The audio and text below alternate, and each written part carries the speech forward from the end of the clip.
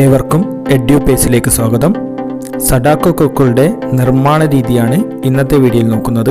വീഡിയോയിലേക്ക് കടക്കുന്നതിന് മുമ്പ് നിങ്ങൾ ഈ ചാനൽ ആദ്യമായാണ് കാണുന്നതെങ്കിൽ സബ്സ്ക്രൈബ് ചെയ്യുക, കൂടെയുള്ള ബെല്ലൈക്കൺ എനേബിൾ ചെയ്യുക. 1945 ഹിരോഷിമയിലെ അമേരിക്കയുടെ അണുബോംബ് ആക്രമണത്തിൽ രക്തസാക്ഷിയാവേണ്ടി വന്ന 12 വയസ്സു മാത്രം പ്രായമുണ്ടായിരുന്ന ജപ്പാനീസ് പെൺകുട്ടിയാണ് സഡാക്കോ സസാക്കി.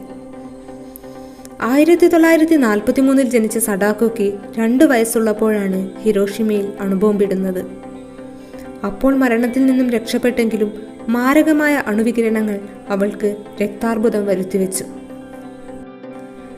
1000 കടലാസു കൊക്കുകളെ ഉണ്ടാക്കി പ്രാർത്ഥിച്ചാൽ ആഗ്രഹിക്കുന്ന ഏതു കാര്യവും സാധിക്കുമെന്ന ഒരു വിശ്വാസം ജപ്പാനിൽ അക്കാലത്തുണ്ടായിരുന്നു. അതുപ്രകാരം രോഗം മാറാനായി സഡാക്കോ ആശുപത്രി കിടക്കയിലിരുന്ന് കടലാസു കൊക്കുകളെ ഉണ്ടാക്കി. പക്ഷേ 644 കൊക്കുകളെ ഉണ്ടാക്കിയപ്പോഴേക്കും അവൾ മരണത്തിനു കീഴടങ്ങി.